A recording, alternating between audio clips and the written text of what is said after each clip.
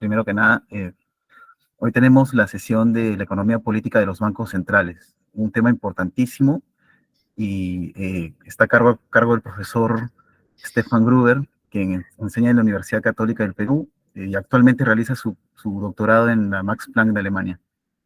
Stefan, por favor, cuando quieras. Hola a todos, espero que me escuchen bien. Ahora, sí, está funcionando bien. Ok, voy a poner mi Perfecto. timer para dar algún tipo de control del tiempo. Bueno, muchas gracias por la invitación a todos los de Rethinking Economics en Perú. Es un gusto estar aquí, como siempre. No es mi primera vez conversando con ustedes y la idea de este círculo de lectura de economía crítica me parece muy buena y fascinante y poder contribuir de alguna manera a esta, bueno, es un placer. La idea que tengo, un poco con lo que me dijeron y lo que sé que van conversando, que tengo para esta presentación es en realidad hacer una especie de resumen de investigación, es decir, lo que se está investigando, una especie de panorama de la investigación sobre bancos centrales desde un punto de vista de economía política. Y voy a tratar de aclarar a lo que me refiero con economía política en esta presentación. ¿Ya? Entonces, una especie de economía política de los bancos centrales, porque va a ser una, voy a enfatizar, voy a tratar de mapear una forma particular de acercarse a los bancos centrales, y bueno, y a través de los bancos centrales puede ser la política monetaria y la política macroeconómica. Por eso tengo una presentación que voy a tratar de poner ahora. Avíseme si pasa algo y no se ve. Voy a intentar. Ah, ta, ta, ta, ta. No. ¿Se ve? Ahorita no. Ah, ya, ahora sí. Sí. Sí. Sí. Sí, sí. Ok. Ya, perfecto. Cualquier cosa me avisan. Y porque ya no puedo verlos a ustedes, así que no sé si está pasando algo, tienen que hablarme. Como les digo, la idea es esa, ¿no? Y la idea es también, es un círculo de lectura, entonces mandé un texto que me gustaría que hayan leído, que es una introducción a un libro muy reciente del profesor Leon Vansleven, que es un libro sobre bancos centrales, sobre el ascenso de los bancos centrales, y es un libro de Harvard University Press, que es bastante completo sobre el fenómeno, pero sobre todo del hemisferio septentrional, es decir, del norte, ¿no? Del norte global. Pero esa lectura a mí me sirve más que todo porque ofrece este panorama de distintas perspectivas de estudios sobre bancos centrales que voy a tratar de resumir y ampliar en cierto sentido en esta exposición. No solamente voy a ampliarlo, sino también voy a presentar la posición del propio Vansleven y otros temas que siguen. Entonces, pues, economía política en los bancos centrales y el plan que tengo para conversarles es el siguiente, ¿no? Ver tres grandes puntos, una entrada rápida a un poco de historia de los bancos centrales y por qué son importantes actualmente. Y es una historia dramática, ¿no? Es decir, esto no es poca cosa. Los bancos centrales se han vuelto para muchos el actor decisivo de la economía global. Vamos a tratar de meternos a ese asunto. Dos, ya presentar el resumen de investigación, que mi objetivo aquí es básicamente tratarles de crear interés por una serie de preguntas, métodos y miradas a este fenómeno. Y acá vamos a ver estas miradas alternativas de bancos centrales, y acá hablo de economía política, instituciones y discursos. En verdad creo que había puesto ya prácticas, pero bueno, economía política, instituciones y prácticas, debería decir. Y acá quiero decir, en este sentido, el que voy a hablar de economía política. Es decir, no va a ser economía política en el sentido quizás más mainstream, que se usa para hablar de economía política sobre política monetaria y bancos centrales, que es básicamente una especie de justificación teórica de la independencia de la banca central y que en el caso de política fiscal se relaciona con los ciclos de política, business political cycles, y cómo las elecciones afectan el gasto público y quizás también la política monetaria. Es una literatura de la que hay bastante desarrollado por, bueno, Nordhaus, Alesina y otros. De eso no voy a hablar mayormente. Tampoco voy a hablar en detalle, aunque creo que eso va a surgir más en la discusión, porque sé que están leyendo las obras heterodoxas, pero tampoco voy a detenerme en una economía política a la Marx, digamos, de los bancos centrales, ¿no? Economía política en este sentido clásico. Eh, pero creo que ese sentido quizás se acerca un poco más a lo que voy a sí hablar respecto a la economía política, y es básicamente entender la politicidad, la dimensión política que tienen los bancos centrales, no solamente como actores que definen la política monetaria, sino a su interior, como instituciones particulares muy poderosas que se relacionan con el gobierno y con el sector financiero, y que hay toda una cierta serie de operaciones pues políticas, institucionales, que las van definiendo como organizaciones, con poder, con menos poder. Entonces son preguntas sobre el poder, sobre el gobierno, sobre la organización de estos bancos centrales, ¿no? Y acá, como pueden ver, hay tres tópicos centrales, que sería economía política, intereses sectoriales y política monetaria. Es un poco la visión clásica. Esta se acerca bastante a cómo algunos post-keynesianos y otros podrían ver también, digamos, el análisis final de la economía política, de política monetaria. Dos, una mirada institucional, preguntas sobre expertise, tecnocracia, la legitimidad de los bancos centrales, la legitimidad del rol que tienen los bancos centrales en la política monetaria. Y tercero, esto que sería quizás la posición que tiene el autor que hemos leído, Van Sleven, que sería esta mirada a las prácticas de gobierno, a las prácticas cotidianas también que los banqueros centrales y sus staff y sus economistas realizan. Tanto los bancos centrales, el Bank of International Settlements y distintos operadores a nivel del mercado financiero. Y ver cómo esa mirada también da otro ángulo para entender los bancos centrales.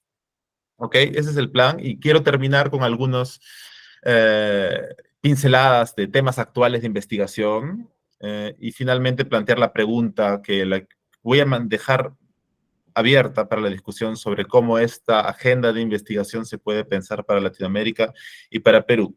Porque una de las cosas que a mí me llevó a ponerme a leer los 2 últimos años sobre este tema fueron dos cosas. Uno, la abundancia de papers y de libros y de discusión que encontré en Alemania, sobre todo en Europa, pero también en Estados Unidos, sobre este tema, sobre preguntas sobre la independencia, el Banco Central y su política y sus lados oscuros, el Banco Central como este agente todopoderoso y toda esta investigación que ha surgido de eso, me sorprendió la cantidad que había, y también me sorprendió, y esta es la segunda cosa, la poca cantidad, es decir, casi la inexistencia que existe en menor medida en Latinoamérica, pero sobre todo en Perú, sobre estos temas, ¿no? Entonces, eso creo que es una pregunta abierta para economistas, pero también para politólogos, sociólogos y otras carreras, para preguntarse, ¿no? Y ver cómo podemos avanzar esa agenda en el caso peruano y en el caso latinoamericano. Ok, estoy un poco retrasado, he estado hablando mucho, voy a tratar de ir más rápido. Me dicen si está cambiando los slides. Sí cambió. Perfecto. Ok, un poco de historia, brevemente. ¿Por qué bancos centrales? Antes de 1970 probablemente nadie conocía a los banqueros centrales de Estados Unidos o de Europa. En Europa nadie hablaba de sus banqueros centrales. Eran básicamente instituciones que eran muy importantes, pero que estaban en función con proyectos de desarrollo o proyectos de reconstrucción, proyectos de crecimiento, proyectos geopolíticos como el norteamericano. Y jugaban en pared, jugaban en coordinación con la política fiscal, tenían roles de crear crédito, de dar crédito, como en Francia, hay un buen libro de Eric Monet al respecto. En el caso latinoamericano, jugaban en relación con los proyectos de desarrollo, pero el banquero central era una figura secundaria, al menos desde la posguerra.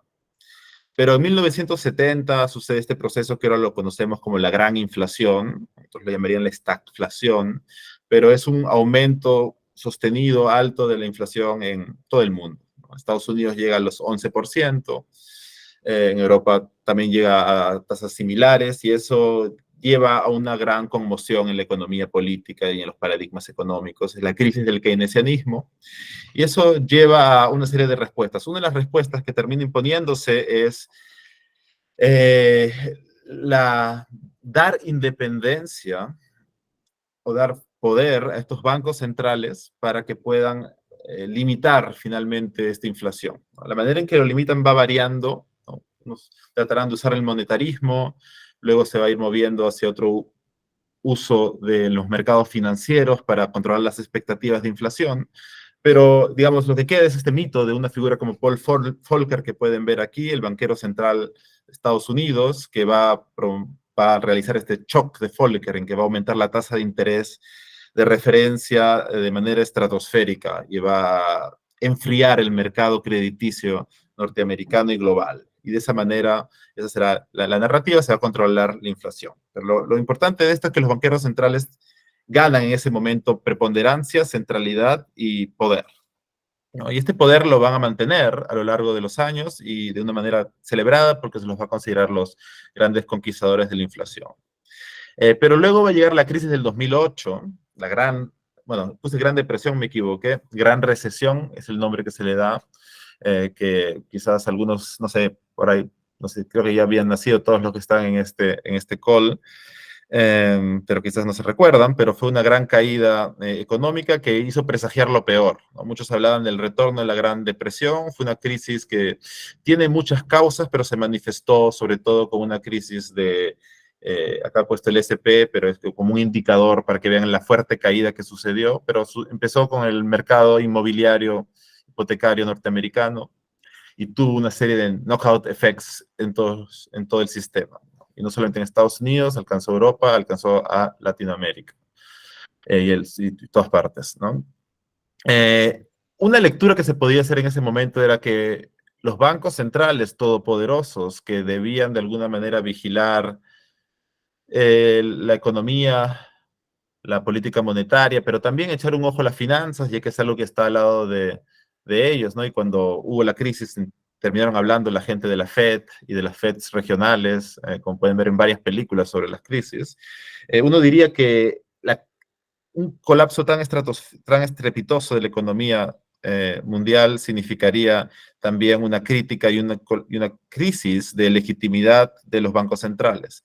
Pero curiosamente lo opuesto de alguna manera sucedió. Es decir, sí hubo una caída en la confianza en bancos centrales, pero los bancos centrales surgieron más poderosos que nunca después de esta crisis. Y acá una de las tantas imágenes que podría mostrar, pueden ver aquí la hoja de balances. Y eso es interesante, pensar en hojas de balances cuando hablamos de bancos centrales, porque eso es, digamos, la herramienta clave para entenderlo. Esta es la hoja de balances de los activos totales de los bancos centrales de casi más importantes de todo el mundo, y pueden ver este aumento sostenido desde el 2008. Esto obviamente significó que los bancos centrales rescataron la economía global, rescataron a los grandes bancos internacionales. Era la única institución capaz de meter en su hoja de balance todos estos activos tóxicos, comprarlos, comprar luego también deuda del Estado, es decir, básicamente involucrarse en financiamiento monetario del Estado, el famoso quantitative easing, que Estados Unidos lo empezó en el 2010 y que luego lo iba a continuar Europa en el 2012. Y básicamente se van a volver este backstop de la economía global. Y van a ser importantes una serie de eventos que van a suceder hasta la pandemia, en donde si ya habían hecho bastante en el 2008 al 2012, esto se va a reduplicar en el momento de la pandemia, en donde para muchos se vuelve Central Bank the only game in town, y los banqueros centrales se vuelven los maestros del universo, the masters of the universe, como va a mencionar muchas de las editoriales de esa época, ¿no? Entonces figuras como Ben Bernanke de la Fed y Christine Lagarde en el IMF y Mario Draghi en el ECB, que va a ser famoso con solamente un speech en el 2012, ser capaz de controlar las primas de riesgo y el mercado de bonos en Italia, en Grecia, en España, que estaban bajo ataque en el 2012 respecto a su credibilidad para pagar, ¿no? Las famosas frases de Draghi fueron que el ECB va a hacer whatever it takes to defend the euro, ¿no? Es decir, va a hacer todo lo que pueda hacer. Y solo con esas palabras ya tiene efectos. 2 años después tuvo que hacer algo y la Unión Europea entró en un programa de quantitative easing para aliviar, digamos, la presión sobre los bonos italianos, griegos, etc. Ok, estos maestros del universo, entonces, y estos bancos centrales que terminan siendo protagonistas decisivos en nuestra economía contemporánea, han obviamente generado mucha controversia y atención. Y así como han ascendido los bancos centrales, los últimos 10 años, la investigación sobre bancos centrales también ha explotado. Es notorio la cantidad de libros y papers que han existido en los últimos 10 años. Acá pongo solamente algunos de los más importantes, algunos literalmente creando escuela, como el libro de Perry Merlin, The New Lombard Street, ¿no? Lombard Street es la calle donde está el banco. Eh, Hay un famoso libro del siglo XIX, Lombard Street, sobre el banco de Estados Unidos, perdón, de Gran Bretaña. El libro de Krippner, Capitalizing on Crisis, también importantísimo. Y esto es solamente los últimos 5 años. Vemos estos 5 grandes libros, donde también pongo The Rise of Central Banks, que es el libro que estamos discutiendo. Bueno, no estamos discutiendo el libro, pero estamos basándonos en algunos elementos que hay en el texto de Leon Vance Leven. Voy a tratar de hablar, creo que 10 minutos más. Me voy a pasar un poco de los 20 minutos, creo que tenía pensado. Muy bien, entonces, con ese mapeo primario, bueno, hay una pregunta más que, como dije, la voy a dejar abierta, pero me pareció interesante esta pequeña colección de los símbolos de los bancos centrales de Latinoamérica, porque esta historia que les he contado es una historia del norte global, sobre todo, es una historia desde la perspectiva de Washington, de New York, de Londres, ¿no? De Frankfurt. Pero la pregunta es cómo esa historia, cómo entra el Perú o Latinoamérica en esa historia. Y entramos a veces similarmente, ¿no? La crisis de los 70, el choque de Volcker destruye o afecta mucho la economía latinoamericana y genera una serie de efectos y crisis de devaluación que nos marcan en cada momento, en los 80 sobre todo. Pero luego también la crisis del 2008 se siente de manera diferenciada en Latinoamérica, ¿no? Que se siente quizás de manera más demorada. No es tanto del 2008-2009, es más del 2012-2013, que es cuando básicamente China deja de comprar tantas materias primas. Y también tiene distintos efectos, es decir, se siente menos en el Perú que, digamos, en Brasil y en Argentina. Y hay varias preguntas que se tienen que hacer que tienen que ver con el modelo de crecimiento de esos países, con el tipo de políticas monetarias que se hacen y también de la institucionalidad de los bancos centrales que hay en cada lugar, ¿no? Pero eso es interesante ver cómo. Esa es una primera pregunta que podemos ir dejando, ¿no? Es cómo este ascenso de los bancos centrales se refracta en Latinoamérica. Pero bueno, lo que quiero hacer aquí sobre todo es hacer este mapeo de cómo podemos preguntar a ese fenómeno. Cómo ante esto que acabo de mencionar a nivel histórico, qué entradas pueden haber, ¿no?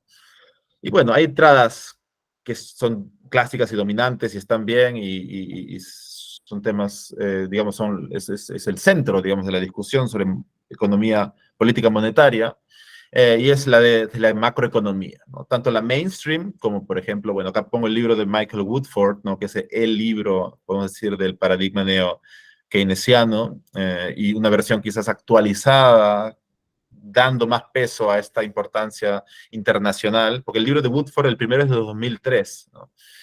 No sé si lo han leído en la carrera, en verdad creo que no se suele leer en la carrera porque es un libro más doctoral, pero gran parte, digamos, de los textbooks se modelan en el texto de Woodford, ¿no? El de Clary, de Galí, etc. Pero como sea, la versión, digamos, ya adaptada a la importancia de los flujos internacionales financieros, al rol de las balanzas de pagos y los bonos, etcétera, está en el International Macroeconomics de Schmidt, Grohe, Uribe y el propio Woodford, pero también está esta mirada alternativa, que creo que están trabajándola en este seminario, que es muy importante y como dije, que creo que puede resonar más con lo que voy a decir después, que es la mirada post-keynesiana en todas sus variantes, ¿no? Voy a usar la palabra post-keynesiana para hablar en verdad de cosas que quizás post-keynesianos de algún tipo no lo reconozcan como tal, pero me refiero a esta mirada que ya no ve quizás de manera exógena el dinero, sino endógena, y que da un peso importante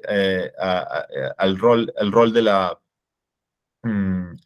alguna manera, de la institucionalidad, la legislación, es decir, aquello que permite que bancos o shadow banks produzcan dinero, y ya en su versión quizás más polémica, como los bancos, o mejor dicho, los gobiernos tendrían la capacidad de mantener déficits fiscales sin tener miedo, digamos, a quedarse sin fondos, ¿no? Es decir, la capacidad de utilizar los poderes del dinero para financiar obras, ¿no? Esta es obviamente la Modern Monetary Theory, de la que no voy a mencionar, pero que, bueno, entra en este universo.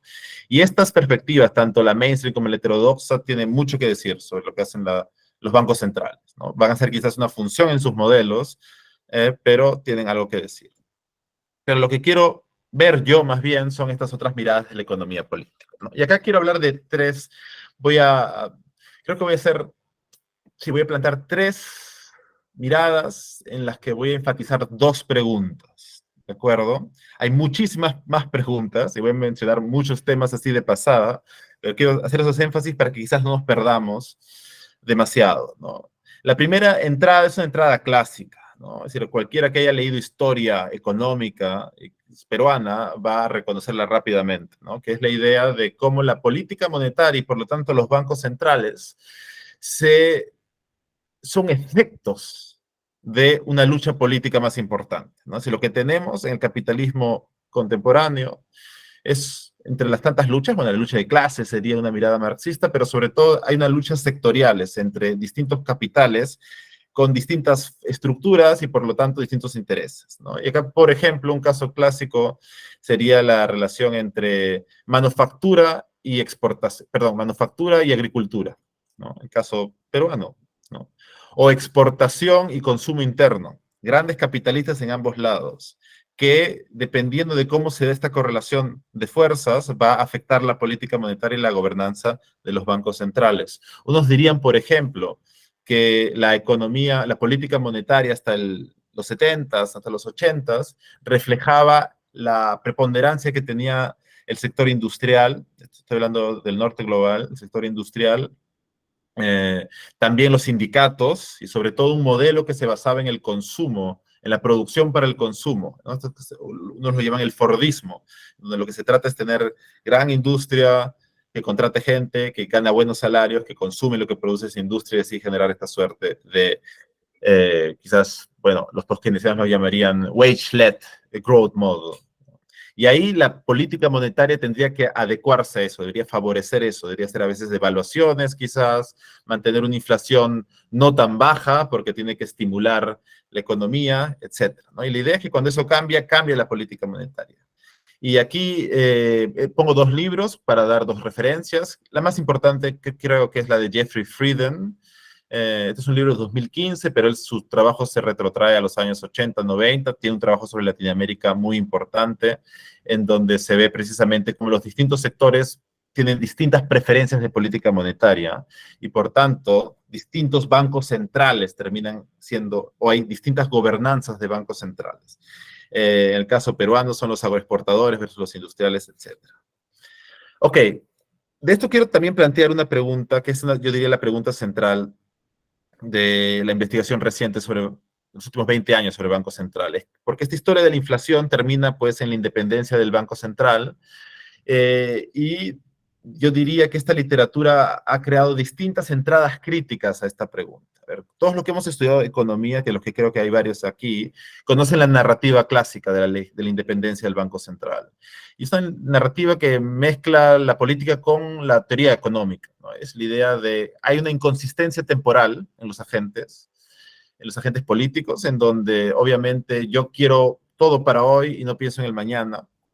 Esa inconsistencia temporal va a generar un sesgo a la inflación en los gobiernos, que van a querer pues invertir o gastar mucho mientras están en gobierno y si salen pues ya no les importa y hay todo ese tipo de problemas. Esa inconsistencia temporal entonces al ser evidente generaría un mandato político que la polis se diría, quiero mantener una inflación estable, por lo tanto estoy dispuesto a delegar el poder monetario fuera del gobierno y fuera de la población y fuera de la democracia a un banco central autónomo e independiente, ¿ya? Y la idea es que eso va a generar un clima va a generar correctos incentivos para que, bueno, hay una política conservadora de inflación y que eso sería bueno y ahí vendrían otras teorías en apoyo a por qué eso sería bueno, pero esa sería la narrativa que al menos de los años 80, 90 está ahí, ¿no? Y uno lo aprende en en la carrera, ¿no? Esta literatura de economía política ya desde los 90 planteaba críticas, ¿no? Y habían varias críticas, por ejemplo, a su real efectividad. Por ejemplo, se trataba de demostrar si es que porque un banco adopta Central Bank Independence y con inflation targeting o algo que viene como en combo, tiene verdaderos efectos sobre la inflación baja. Otro tipo de críticas son, ok, la inflación es baja, pero hay efectos secundarios que un sistema de independencia Banco Central tiene en la economía. Genera un poder de las finanzas se hacen más poderosas cuando hay independencia. Y acá es interesante la pregunta que se suele hacer Forder o Epstein, que es independencia respecto a qué, ¿no? Y obviamente la CBI contemporánea, Central Bank Independence, es independencia frente al gobierno, pero la pregunta es entonces, ¿hay dependencia frente a los mercados financieros? Y finalmente también hay preguntas ya de tipo político. ¿Es justo, es legítimo que se delegue este tipo de poder en un unelected power, como llamaría Paul Tucker? Ok, dos miradas más. Voy a tratar ahora de ser mucho más rápido. Estoy fuera del tiempo. No pensé que iba a demorarse tanto. Mirada institucional. Dale, Estefan. Hola, ¿me escuchan? Sí, decía dale nomás. Sí, se escucha. Unos Ok, 2 minutos. Está bien. ok, voy a dar 2 minutos más. Dos miradas más. La mirada institucional. Y acá hay un cambio interesante, ¿no? Porque lo que les mencionaba anteriormente, en gran parte es una mirada macro. Es decir, sobre todo, por ejemplo, la de Friedman o la de Wolfgang Streeck o la de la historia económica del Perú de los años 70, 80, es una mirada macro. Es decir, es ver, ok, tengo los sectores y cómo estos sectores y su poder relativo se va a manifestar en la tasa de interés o en la política fiscal, ¿no? Estamos viendo la tasa de interés de referencia, estamos viendo cuál es la posición del gobierno en su posición de inversión del gobierno. Esta mirada es más meso. Vamos a ver la institución misma, vamos a ver el Banco Central, vamos a ver cómo se conecta con otras instituciones, pero vamos a meternos a esta caja negra del Banco Central. Y de todas las instituciones que ese es el Banco Central, es una de las instituciones más interesantes porque es una institución híbrida, históricamente híbrida. Es decir, los bancos centrales eran bancos privados, históricamente. Cuando nació el Banco Central Peruano en 1922, era un banco básicamente privado, una junta de varios bancos privados. Estaba gobernado por bancos privados. Pero a la vez, sobre todo en el siglo XX, se han vuelto parte del gobierno. El gobierno, es el Banco Central Peruano, es el gobierno.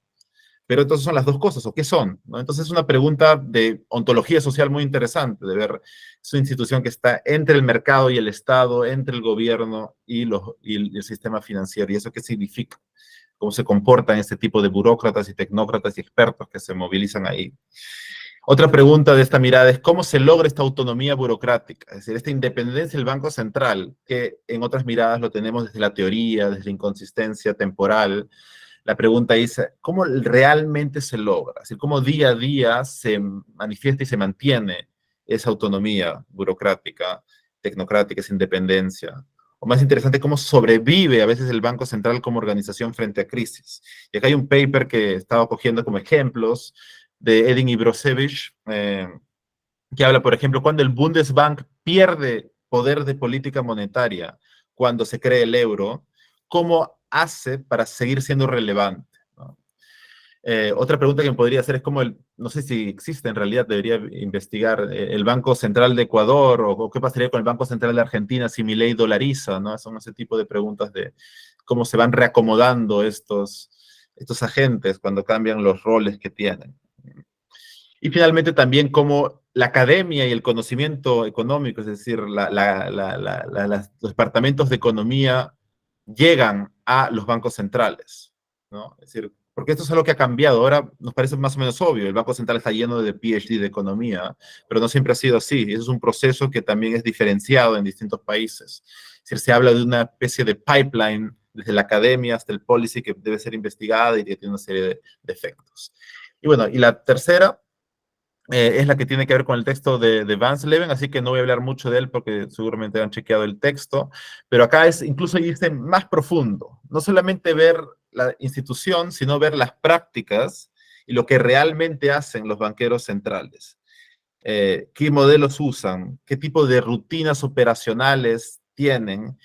Y ver qué significados y qué efectos puede tener eso. Es decir, hay una idea que tiene Van Sleven y sería esta pregunta, y esa sería un poco la segunda pregunta que quería plantear. La primera era la independencia de los bancos centrales y cómo, y las críticas que hay. Y la segunda sería esta idea que a mí me parece muy interesante, es cómo los bancos centrales pueden reclamar, pueden decir que efectivamente producen los efectos que les dan legitimidad, ¿no? Parece una cosa un poco tonta, ¿no? Es decir, ok, el Banco Central controla la inflación, el Banco Central ha mantenido una estabilidad macroeconómica que ha permitido un crecimiento económico de tal plazo, ¿no? Entonces, pero la idea de Van Sleven, y eso sería una mirada sociológica crítica, ¿no? Es decir, en verdad, producir esa legitimidad y esa percepción de que esto que hace el Banco Central es lo que tiene este efecto, y también producir el efecto de que estas otras cosas malas que pasan en verdad no son culpa del Banco Central,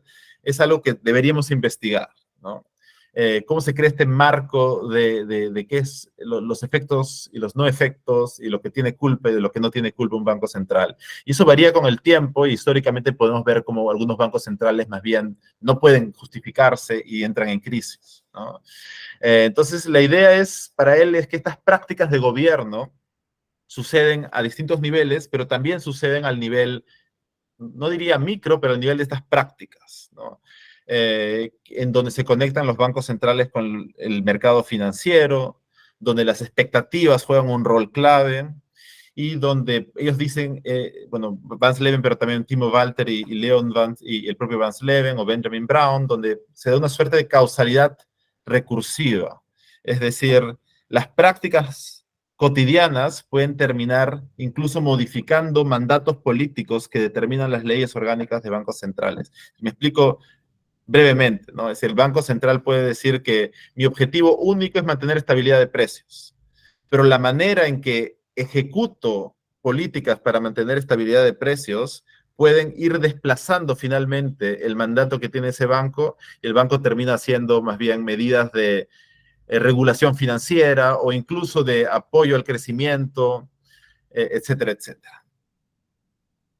Y bueno, para terminar así rápido una vista a los temas que son de mucho interés actuales, unos son muy interesantes como el retorno de la inflación o el tema del cambio climático y qué rol tienen los bancos centrales. De eso podríamos en verdad pasar 2 horas hablando, es más, literalmente he pasado 2 horas hablando de eso hace unos días con unos colegas de economía, entre otros temas.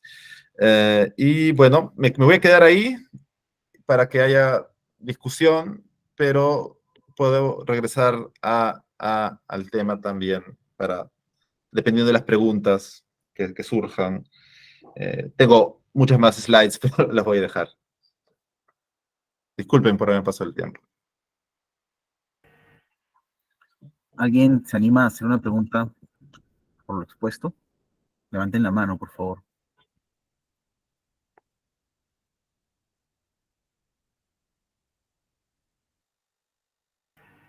A ver, Felipe, te escuchamos.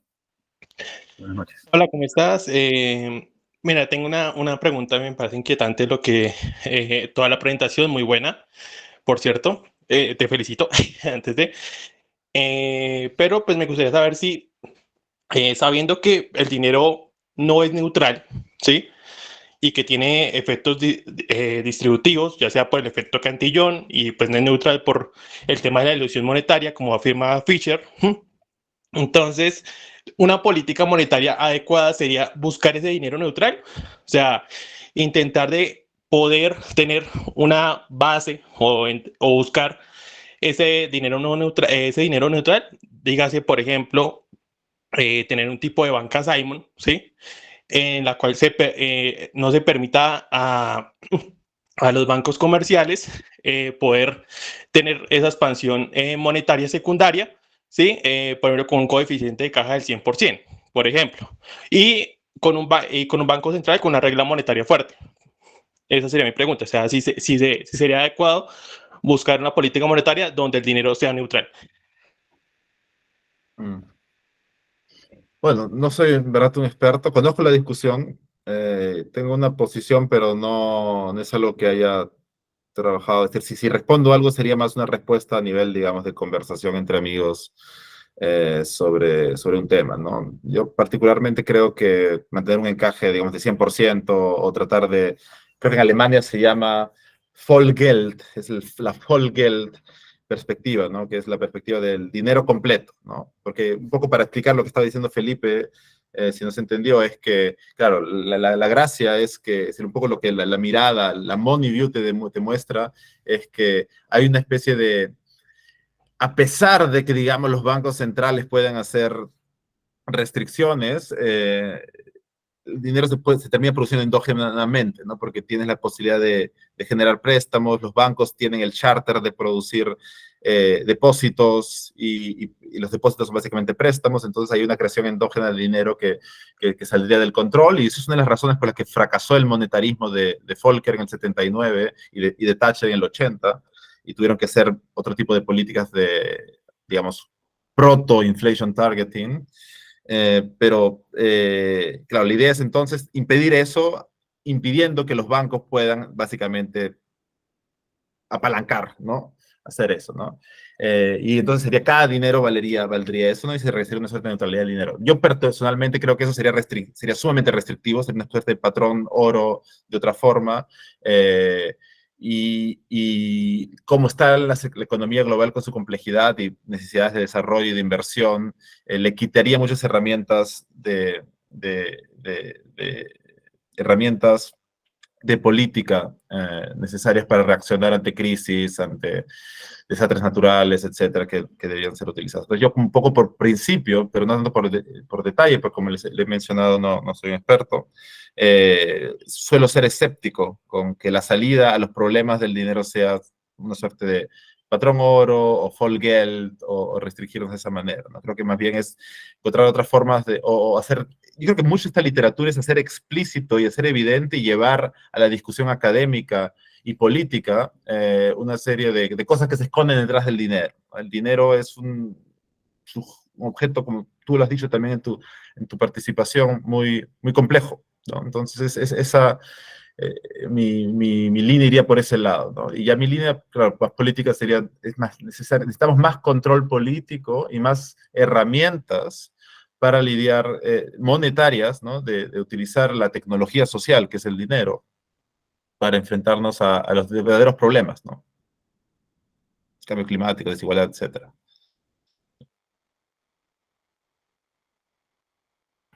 Gracias a los dos. Eh, ¿Alguien más tendría una pregunta?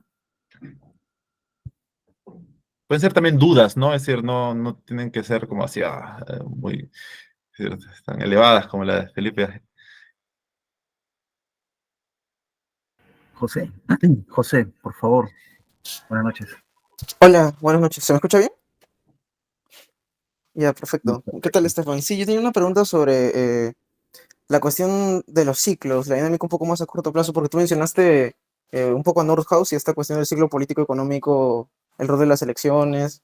Eh, ¿Conoces alguna mirada que haya introducido el factor de ciclos, pero más, un poco de una forma más crítica? No sé, me voy a pensar en una versión plan aspectos políticos del plan empleo de Kaletsky o algo similar en ese estilo. Estoy tratando de pensar. Dicté una vez un curso en que trabajamos ese tema, pero sobre todo lo que hice fue, es decir, hay un uso contemporáneo de Kalecki, ¿no? Es decir, para explicar un poco a la audiencia, ¿no? Es decir, la teoría de ciclos económicos, es una larga teoría, pero la teoría de ciclos económicos políticos tiene básicamente dos momentos grandes, ¿no? El primero es el 44, este paper por Kalecki, o 42 de Kalecki, en que básicamente te muestra cómo perseguir el pleno empleo va a generar una especie de respuesta política de la clase propietaria, ¿no? Y ahí va a mostrar una serie de mecanismos endógenos que van a conspirar y que van a tener un rol ahí, ¿no? Y que llevaría a una suerte de conclusión a la último capítulo de Teoría General de Keynes, ¿no? De la socialización de la inversión, ¿no? O sea, tienes de alguna manera que detener este backlash afectando la propiedad de los propietarios. Y la otra lectura que sería más Nordhaus, Alesina, en donde, un poco partiendo también de Kalecki se lo menciona, pero se hace más énfasis en cómo las elecciones y los ciclos electorales llevan a esta sobrecarga fiscal, ¿no? Es decir, como quiero asegurarme la reelección, gasto en este periodo y luego paso a austeridad, ¿no? Entonces tienes una suerte de... Se termina sometiendo el ciclo económico al ciclo político, ¿no? Eso lo puedes leer descriptivamente, como yo diría lo hace Nordhaus. Lo que hace Nordhaus en el texto clásico es más descriptivo y mostrarte eso. Alesina ya tiene un componente más normativo que va a llevar a esta lectura en que se tiene que impedir eso, ¿no? Es decir, que eso te lleva a una suerte de sesgo inflacionario. El uso contemporáneo de Kalecki al que me refería, por ejemplo, está en el libro de Wolfgang Streeck, ¿no? Este libro que mencioné ahí, Buy in Time, es utilizar Kalecki para hablar de continuar la serie kalekiana, es decir, ok, pasó la inflación y luego pasó la deuda y luego va a pasar los bancos centrales y en su último libro también habla de cómo bueno, ahora tienes también los bancos centrales en crisis, ¿no? Entonces tienes un ciclo político que sería de la crisis del capitalismo antes que la crisis del gobierno, ¿no? Del gobierno, pleno empleo y todo eso, que sería la lectura de ese tipo, ¿no? Quizás el problema de obras como las de Streeck es que no queda muy claro la respuesta, ¿no? Es decir, la crisis está clara y porque hay una especie de ciclo de crisis del capitalismo, pero no queda clara la solución. Sería una buena pregunta que yo también me la voy a hacer y voy a tratar de buscar si hay más literatura de ese tipo, pero tampoco es mi tema de expertise, así que no te podría responder más. Creo que hay una pregunta en el chat, no estoy seguro. Voy a tratar. De Eduardo Cabero. Ah, ya, pensé que ahí me estaba invitando el Instagram. No tengo Instagram, perdonen. Mi duda es tal vez profundizar más la discusión de la autonomía. ¿En qué medida la autonomía del Banco Central en la toma de decisiones y su supuesta independencia pueden afectar la rendición de cuenta y la representación de los intereses públicos en el proceso? Ya, ese es un tema clásico. Como les dije, es una de las preguntas o la pregunta que hay en la literatura de economía política sobre el déficit democrático que puede tener la autonomía del Banco Central, ¿no? Y esta es una discusión compleja, ¿no? Y acá precisamente quería traerla a colación la otra pregunta que también me dice, ¿cómo pensar esta literatura para Latinoamérica? ¿No? Porque esa fue mi propia perplejidad, ¿no? Es decir, cuando un poco me fui a Europa y me empecé a empapar de esta literatura, el problema estaba bastante claro, es decir, la independencia de los bancos centrales ha generado un déficit democrático que está afectando la democracia misma, y no hay forma, y está generando también incluso políticas de inflación baja que no permite el crecimiento económico y de la productividad y el aumento de los salarios, y se debería revisar eso. Entonces hubo bastantes campañas que hizo que los propios bancos centrales reaccionen. En Inglaterra, por ejemplo, es el caso más conocido, en donde el Banco Central inglés, que se había hecho independiente recién en el 93, si no me equivoco, o 97, ¿no? Gordon Brown, Blair, empieza a hacer campañas de acercarse al público, ¿no? Para explicar qué están haciendo, aumentar la transparencia, aumentar la rendición de cuentas, ¿no? Porque la idea que ellos dicen, ok, la autonomía del Banco Central se sostiene en esta idea de que si no fuera autónomo se vuelve la caja chica del gobierno, y eso lleva a la inflación.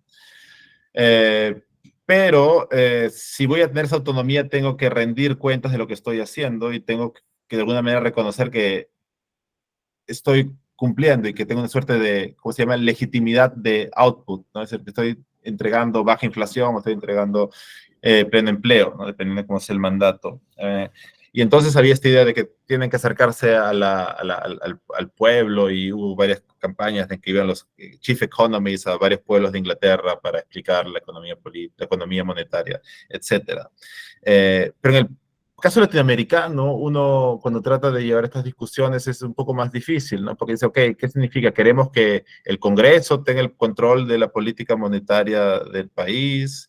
Es decir, la manera en que la democracia, es decir, dado que estamos con una crisis ya de la democracia en muchos países latinoamericanos, eso complejiza más la pregunta, ¿no? Porque desde el lado, digamos, como tú planteas la pregunta es, o como se plantea en Europa o en Estados Unidos es, necesitamos reconectar los bancos centrales que se han aislado demasiado con algunos mecanismos democráticos. Entonces se plantean ideas como que haya capacidad de revocación del directorio, ¿no?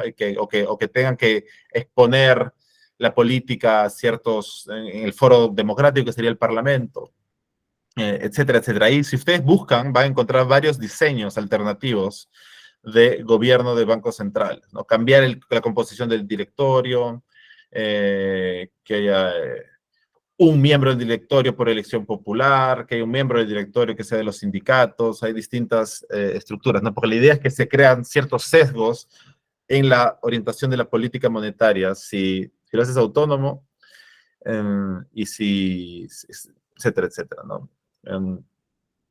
Y entonces, claro, pero el caso latinoamericano es una pregunta un poco más difícil de hacerse, ¿no? El caso peruano, para ser explícito, es a lo que me estoy refiriendo, ¿no? Es decir, pero yo diría que el principio queda evidente, ¿no? Es decir, cómo se lidia con ese problema, ¿no? De déficit democrático, por principio, ¿no? Diría, ¿cómo puede haber una institución que tenga esa especie de autonomía, teniendo tanto poder? ¿Ya?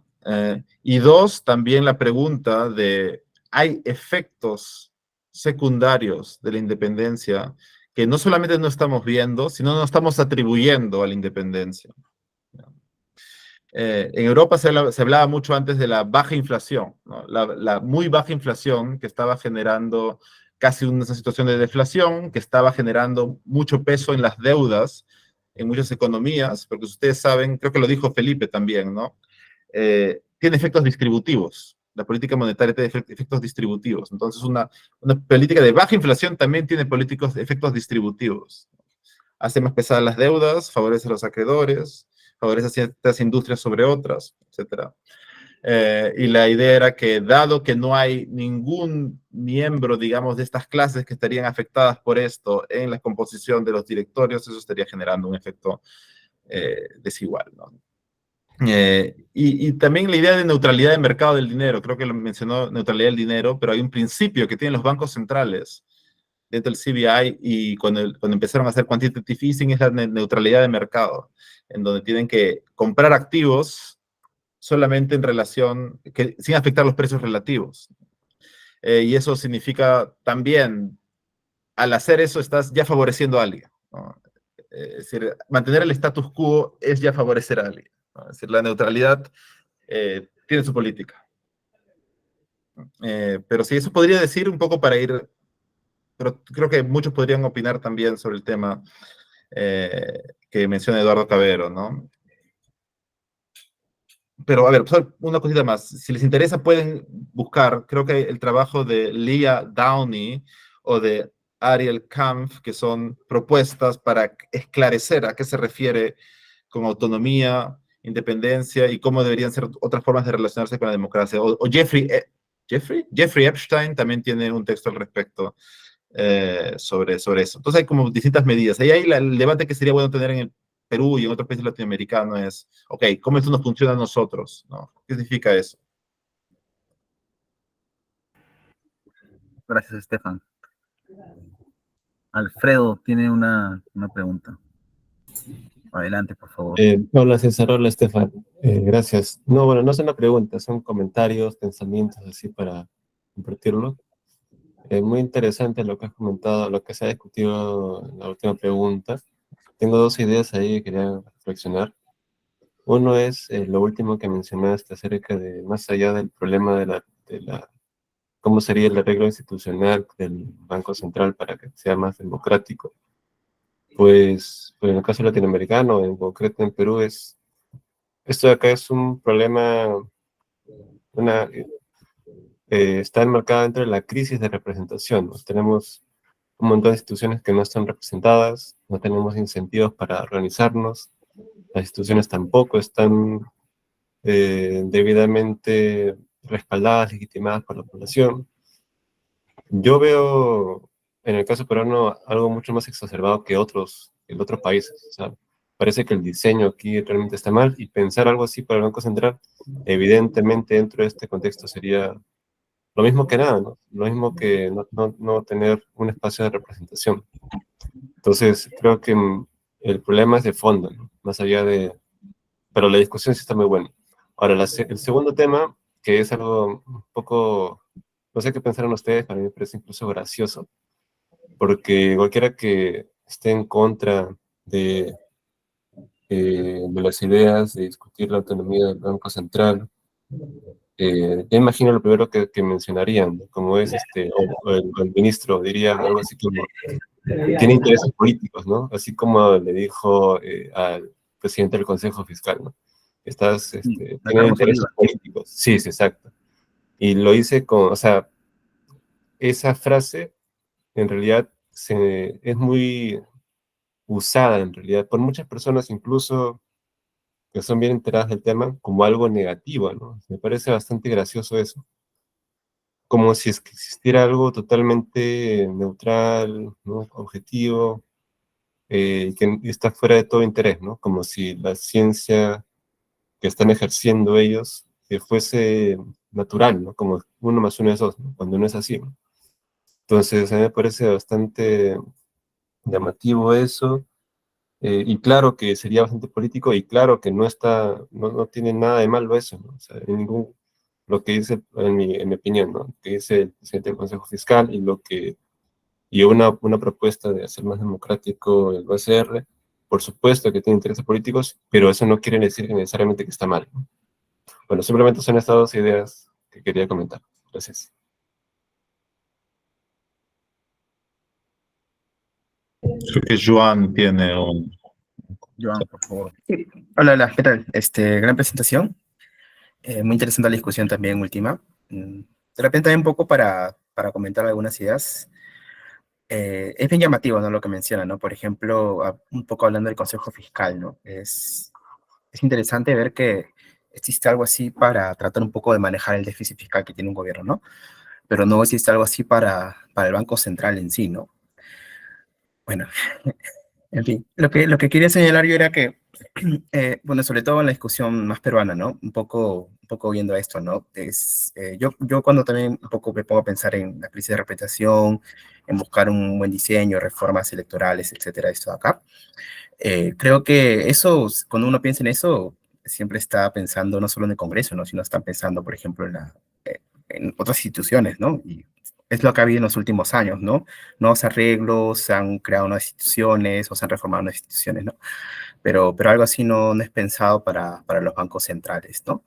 Eso de repente tiene que ver un poco con el peso que tiene el Banco Central y bueno, que está bien explicado en el libro que está un poco, está la presentación de hoy, ¿no? Que recomendaste para leer.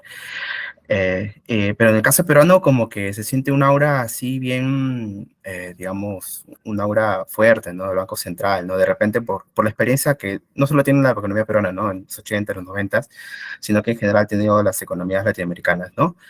Es algo interesante cómo poder de repente tratar de o proponer de repente una narrativa alternativa a esa, ¿no?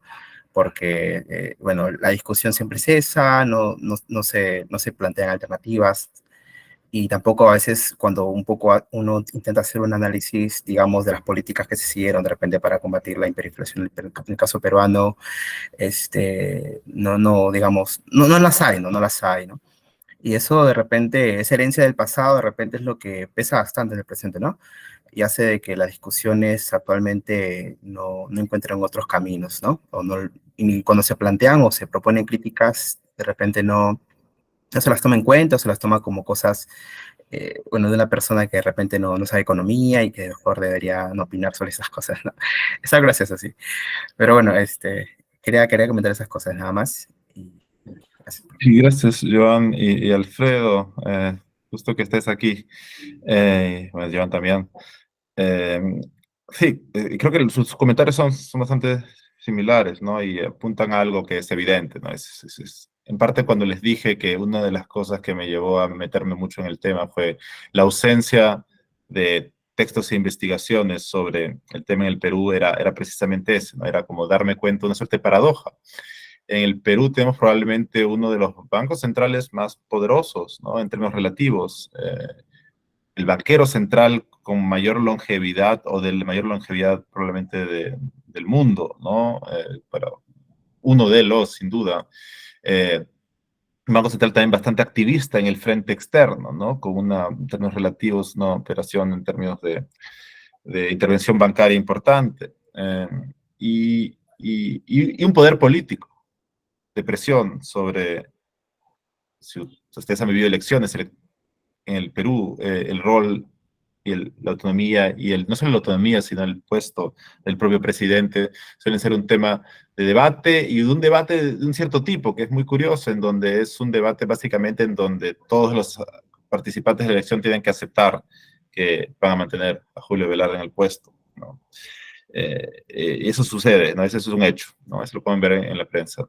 Entonces, la pregunta es, ¿por qué pasa eso? Y un caso tan interesante, ¿por qué está tan poco estudiado? ¿No? Y una de las respuestas puede ser esa. Hay dos respuestas. Una, yo diría, podría ser, bueno, no se estudia porque va muy bien, porque el Perú monetariamente y el Banco Central lo hace todo bien, ¿no?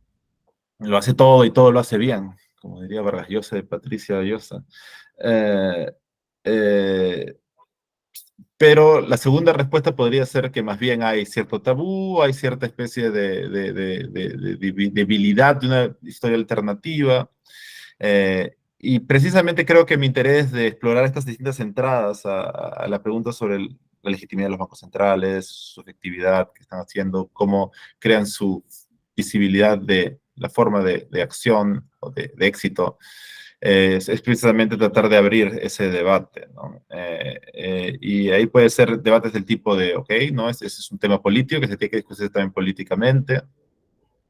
Tiene que ver también con historias distintas del pasado, pero sobre todo para mí tiene que ver con una especie de... Para mí el gran riesgo, es decir, incluso asumiendo el éxito del Banco Central y de las políticas ¿no? de estabilización, incluso reconociendo eso, que puede ser algo a debate, la autocongratulación siempre es peligrosa, ¿no? Y nos podemos hablar de la gran moderación en Estados Unidos y la crisis del 2008. Es decir, perder de vista que hay una dimensión política en la conducción de la política monetaria, que no siempre se va a poder gobernar el dinero de la manera en que se ha estado gobernando, que tienen que entrar otros factores y otros elementos que han sido expulsados de la discusión de macroeconomía, como obviamente el rol de las expectativas populares, o no sé, de las demandas populares, de los programas de desarrollo, de las necesidades de desarrollo. Si se ignora eso, eventualmente van a regresar, porque si algo te muestra la historia económica es el regreso de aquello que ha sido reprimido, ¿no? Y si no tienes una especie de conciencia de eso, te va a pegar mucho más fuerte. Entonces, si no hay un debate donde hayan otras voces con relevancia, otras instituciones con relevancia que puedan, en el momento en que cambien las reglas, en que el mundo cambia, es decir, que ya no funcionan digamos, los instrumentos que se han estado utilizando, ahí es cuando es importante que se haga el debate, ¿no? Eso es una lección que te da la historia, haberte de abierto por si acaso, por si cambia todo. Pero sí, yo creo que en el fondo ese es el tipo de discusión que se debe tener, ¿no? Y ahí hay que ir al detalle, obviamente, no se trata de decir en general, bueno, qué sé yo, ¿no? Es decir, podemos pensar un banco central totalmente distinto, o la política de inflación puede ser distinta, pueden dar crédito, etcétera, sino verlo con detalle. Pero ahí al final, cuando habla de estos temas actuales, son interesantes campos para llevar esta pregunta, ¿no? El tema del cambio climático es sumamente importante, y eso está creando una revolución en los bancos centrales en el mundo, unos más radicales que otros, y está llegando también al Banco Central Peruano, que es parte de una red de Greening Central Bank, y ahí sí hay un tema de, ¿estás realmente haciendo algo o es greenwashing? ¿Qué significa pelear contra el cambio climático en un país como el Perú? O no tenemos que reducir tantas emisiones, porque hacemos pocas, pero tenemos que adaptarnos para niños más frecuentes, etcétera. ¿Puede la capacidad fiscal del Perú hacer eso? ¿Nos va a prestar Wall Street para eso? ¿Va a haber FDI para eso? Quizás no, ¿no? Ese tipo de inversiones no son muy atractivas, y ahí los bancos centrales quizás tienen que repensarse, ya no solamente como guardianes de la caja chica, ya no solamente como administradores de reservas internacionales, sino recordando sus pasados, ¿no? En donde yo no sé, quizás la pregunta por el desarrollo, sino es la pregunta por la supervivencia.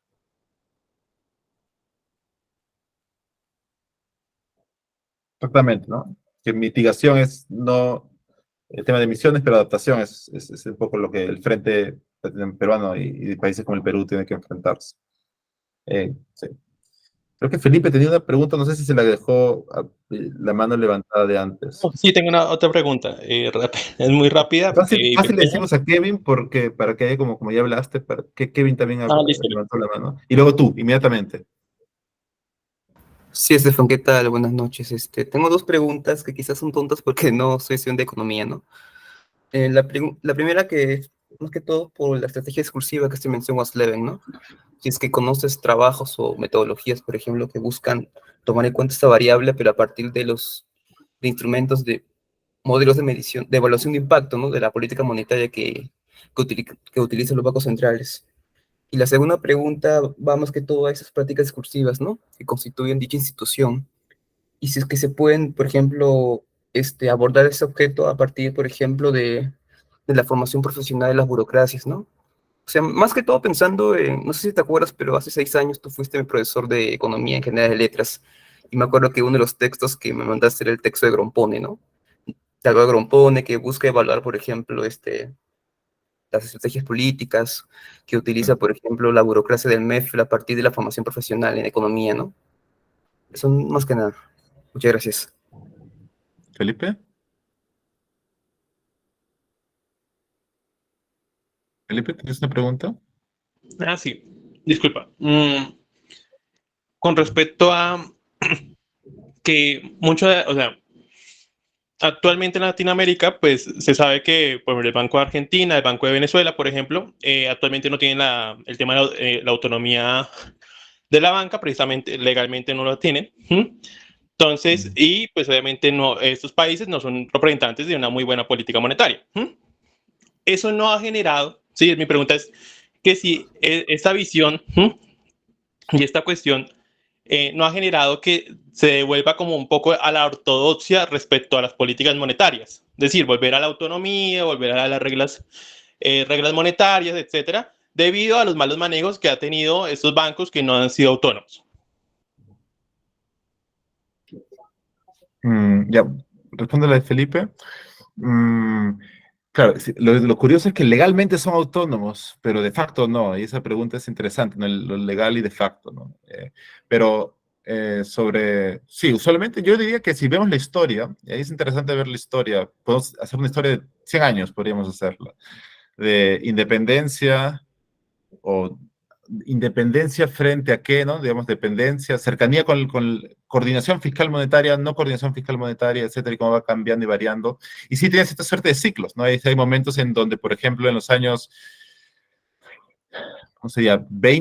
Los años 20 tienes la crisis, la Gran Depresión, que te lleva más bien a una pérdida de independencia, podemos decir, de los bancos centrales frente al gobierno, porque se entiende que es el momento del auge del keynesianismo que te lleva más bien a rechazar las políticas que se llaman ortodoxas o de patrón oro, etcétera, y este viaje hacia políticas desarrollistas. Luego tienes los 70, donde pasa lo contrario, ¿no? Y podemos ver el caso latinoamericano, que también tenemos una suerte de péndulo, ¿no? Que va variando con la...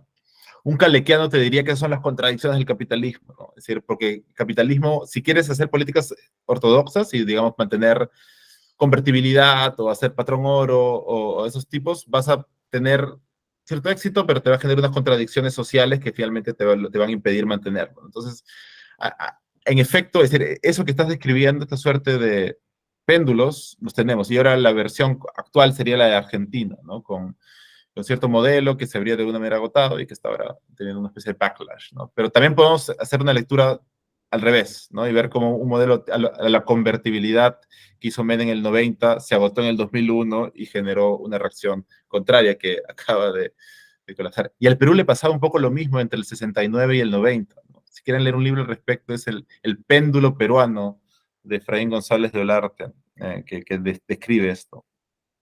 Y bueno, para terminar, porque yo tengo que irme, la respuesta a Kevin, bueno, básicamente esa sería la mirada institucional, lo que tú has descrito, ¿no? Y hay muchas formas de hacer eso. Nuevamente, creo que nadie lo ha hecho para el caso peruano, es algo que me gustaría también meterle en mano.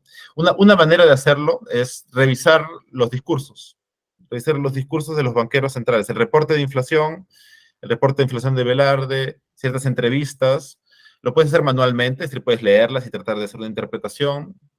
Creo que eso sería lo más fácil para el caso peruano, pero otros casos puedes hacerlo cualitativamente, es decir, coger todos los discursos y correrlos en un modelo y ver qué tópicos se mantienen, porque ahora pueden hacer eso las máquinas, ¿no? Es decir, pueden decirte un poco qué palabras se usan más, qué sentimientos se utiliza alrededor de qué tipo de aseveración, y puedes tratar de sacar una lectura sobre, por ejemplo, frente a una crisis o frente a algo que podría afectar la legitimidad del Banco Central, cómo reacciona discursivamente el Banco Central. Y acá pueden ver distintas cosas. El reporte de inflación, que sería un poco al todo el público, pero también hay discursos para las finanzas, y hay que ver que el banco habla con distintas personas, mejor dicho, con distintos actores. Y algo que está mostrando en la literatura actual, que yo diría que en los últimos 5 años se está haciendo ese tipo de estudios, es que habla de manera distinta con qué actor está hablando, ¿no?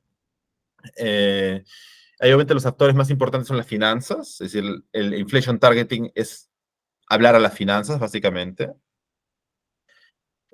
Pero también incrementalmente se está hablando más allá de las finanzas, hablando con la política y con la democracia, etcétera, ¿no? Es decir, lo que les decía, esta crisis de legitimidad que lleva esta especie de demanda democrática en algunos países está haciendo que los bancos tengan que hablar menos con las finanzas, como estaban acostumbrados de los años 80, y más con el público, porque la amenaza de legitimidad está viniendo por ahí. Pero hay distintas estrategias que puedes hacer para entender eso. Y por el lado de las tecnocracias y expertices, sí, en efecto, es decir, el texto de Álvaro sobre eso, que lo hizo para el MEF, si no me equivoco, se puede hacer, o si se ha hecho también para la burocracia de la banca central. Y hay una pregunta interesante, por ejemplo, y este libro, creo que de Christoph Adolf, que puse ahí en la presentación, es la pregunta respecto a las revolving doors, es decir, el movimiento entre el mundo de finanzas y el mundo de banca central, que es algo que está muy marcado ahí, ¿no?